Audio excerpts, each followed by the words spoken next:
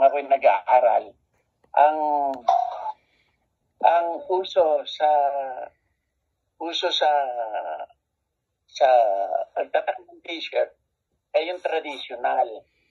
Assembly ng kahoy, lalagyan nyo na screen, tapos magugupit pa kayo ng mga film para ididikit nyo ng lacquer thinner. Pero tapos na po yun. Pagamat meron pang gumagawa, wala na po yun kasi napakatagal ng proseso. Lalagyan nyo ng pintura sa loob, tapos kakayutin yung ganon. One by one, ada kulay, isang screen. Ganyan hindi na po. Ito parang photography na may pakikita ko sa inyong mga films na ganito na ginagawa. Ito ang tawag ngayon, direct to film. No? Ito po yung latest ngayon. Ayan, ito film. Tapos ito yung, nakikita niyo po ba? Yes. So ito po yung, baliktad yata yun po yan. Ayan. Yan yung ginagawa. Ngayon, pagka ito na-transfer nyo na sa film, meron kayong heat press. Ilalagay nyo yung t-shirt, ididikit nyo ito sa harap, then merong heat press na may certain percentage ng heat para ito, dumikit sa t-shirt. So, ito na po ang uso ngayon, direct to film. Hindi na masyadong matrabaho, kaya lang medyo mahal ang mga equipments. Pag bumili kayo ng Shumjet, medyo pricey ng konti. Ang heat press, may pricey rin.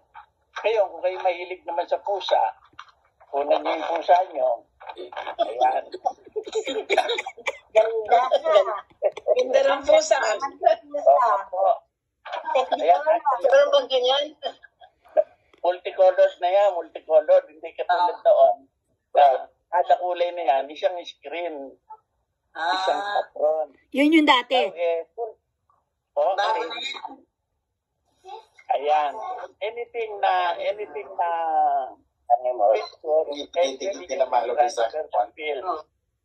ayan, para i-print nyo sa t-shirt.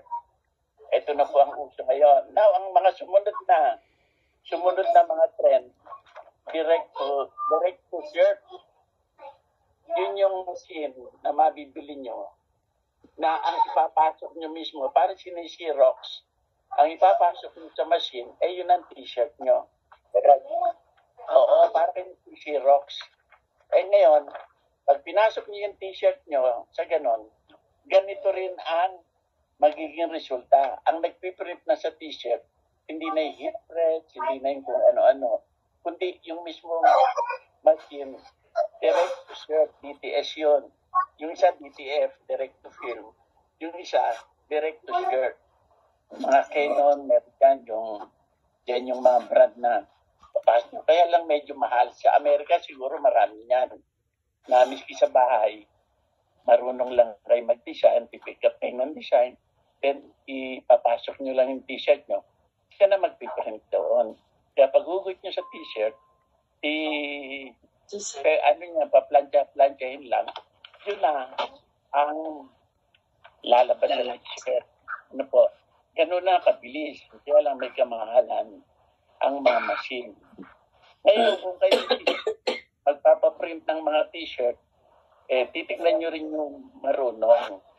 Kasi meron kasi nagtiprint. Minsan faded yung kulay, hindi maganda yung resolution, ay pangit lalabas, kaya magagalit na kayo. Now, ang isa pa, yung pinagkikitaan ditong malaki, yung sublimation.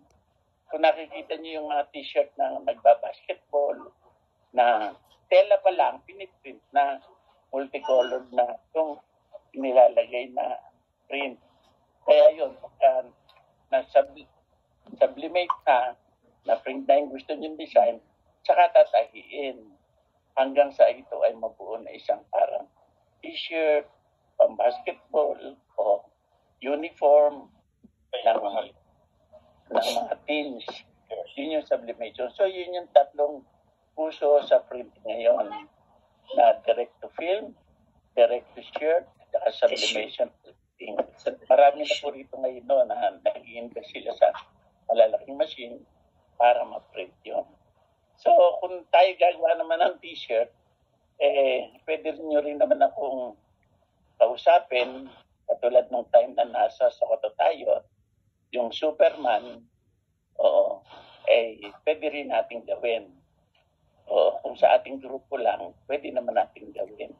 Ito nga, yung po ang latest na sa t-shirt printing at Happy New Year sa inyong lahat.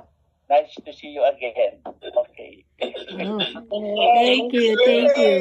Yung yung Nat, ano pangalan nung Ano pangalan nung para sa Agosto? Nat. Sa Agosto. Nat, meron akong tanong. Yung apo ko, pag nagbe-birthday, yung anak niya, gumagawa siya ng t-shirt para sa mga kalaro, mga pinamimigay.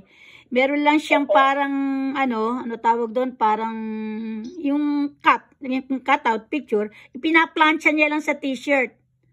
Dumidikit naman, kaya nga lang, hindi nagtatagal. Yung halimbawa, baby shark, mga shark yung kanyang drawing, pinaplansya sa t-shirt.